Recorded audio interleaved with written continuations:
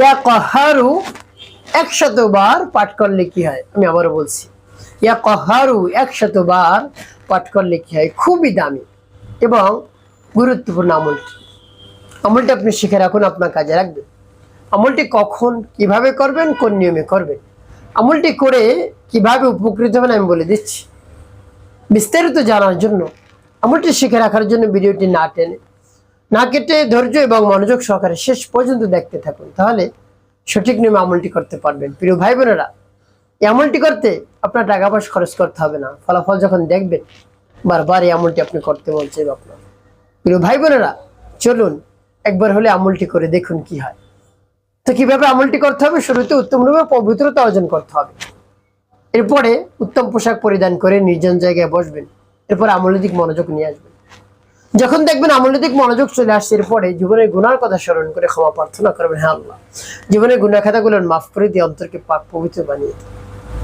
এরপরে 3 বার দুরূদ শরীফ সাল্লাল্লাহু আলাইহি সাল্লাম, সাল্লাল্লাহু আলাইহি সাল্লাম, সাল্লাল্লাহু আলাইহি সাল্লাম ইস্তিগফার দুরূদ শরীফ যখন পাঠ করে হয়ে যাবে, তারপরে আপনি সেই নামটি পাঠ করবেন।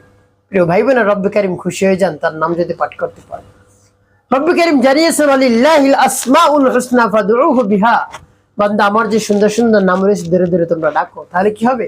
উদউনি আস্তাজিব লাকুম, সাথে সাথে আমি উত্তর দেব, সাথে সাথে তোমার চাওয়া পাওয়া পূরণ করে দেবো। তার কারণ সকল কিছুর খাজানা আল্লাহ রাব্বুল আলামিনের কাছে, সকল কিছুর ধন ভান্ডারের মালিক আল্লাহ রাব্বুল আলামিন। ওয়ালিল্লাহি খাজাইনুস সামাওয়াতি ওয়াল আরদ, আসমান এবং জমিনের মধ্যে যত ধন ভান্ডার রয়েছে, যা কিছু রয়েছে সবকিছুর মালিক আল্লাহ রাব্বুল আলামিন।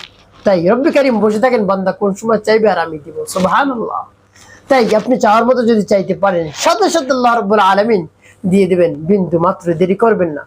তাই চাইতে কৃপণতা করবেন না, আপনি বেশি বেশি চাইবেন আল্লাহ রাব্বুল আলামিনের কাছে, তিনি খুশি হয়ে যান। আপনি যদি একজন অভিভাবক হয়ে থাকেন, পিতা মাতা, আপনার সন্তান যদি আপনাকে ডাকে বাবা বলে, মা বলে, আপনার হৃদয়টা জুড়ে যায়। রব্বে কারীম চান বান্দা আমাকে বেশি বেশি ডাকুক। সুবহানাল্লাহ।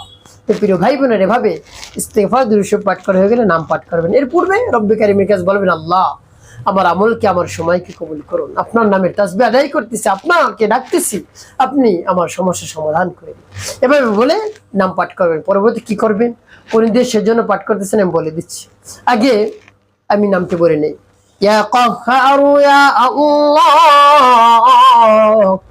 ইয়া কাহ্হারু ইয়া আল্লাহ, ইয়া কাহ্হারু ইয়া আল্লাহ, ইয়া কাহ্হারু ইয়া আল্লাহ। এভাবে কতবার পাঠ করবে? 100 বার গুনে করে। সর্বনিম্ন আপনি 100 বার পাঠ করবেন।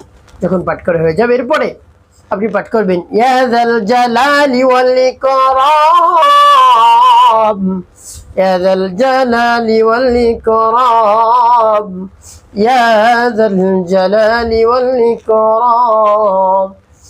এরপরে সর্বশেষ নবীজি সাল্লাল্লাহু আলাইহি ওয়াসাল্লাম মুহাব্বত নিয়ে, ভালোবাসা নিয়ে 7 বার গুনে গুনে দুরূদ বিরাম পাঠ করবেন। আল্লাহুম্মা সাল্লি আলা মুহাম্মাদি ওয়া আলা আলি মুহাম্মাদ কামা সাল্লাইতা আলা ইব্রাহিম ওয়া আলা আলি ইব্রাহিম ইন্নাকা হামিদুম মাজিদ। আল্লাহুম্মা বারিক আলা মুহাম্মাদি ওয়া আলা আলি মুহাম্মাদ কামা বারাকতা আলা ইব্রাহিম ওয়া আলা আলি ইব্রাহিম ইন্নাকা হামিদুম মাজিদ। আল্লাহুম্মা সাল্লি আলা محمد وعلى آل محمد كما صليت على إبراهيم وعلى آل إبراهيم إنك حميد مجيد. اللهم بارك على محمد وعلى آل محمد كما باركت على إبراهيم وعلى آل إبراهيم إنك حميد مجيد. اللهم صل على محمد وعلى آل محمد كما صليت على إبراهيم وعلى آل إبراهيم إنك حميد مجيد. اللهم بارك على محمد وعلى آل محمد كما باركت على إبراهيم وعلى آل إبراهيم إنك حميد مجيد. اللهم صل على محمد وعلى آل محمد كما صليت على إبراهيم وعلى آل إبراهيم إنك حميد مجيد. اللهم بارك على محمد وعلى آل محمد كما باركت على إبراهيم وعلى آل إبراهيم إنك حميد مجيد. اللهم صل على محمد وعلى آل محمد كما صليت على إبراهيم وعلى آل إبراهيم إنك حميد مجيد. اللهم بارك على محمد وعلى آل محمد كما باركت على إبراهيم وعلى آل إبراهيم إنك حميد مجيد. তো প্রিয় ভাই বোনেরা, দুরূদ ইব্রাহিম পাঠ করার শেষে আপনার আমলটি করা শেষ হয়ে গেল। কোন উদ্দেশ্যের জন্য আমল করলেন, লজ্জা নেই আপনাকে জানতে হবে। আপনার যৌন যদি সমস্যা থাকে, যৌন দুর্বলতা থাকে, শারীরিক দুর্বলতা থাকে, কোনোভাবেই আপনি স্ত্রী সহবাস করতে পারছেন, স্ত্রীর সামনে যেতে পারছেন না, লজ্জা পাচ্ছেন, আপনাকে লজ্জা দিচ্ছে, তো এটা ভেবে আপনি দুশ্চিন্তা পেরেশানির মধ্যে পড়ে গিয়েছেন।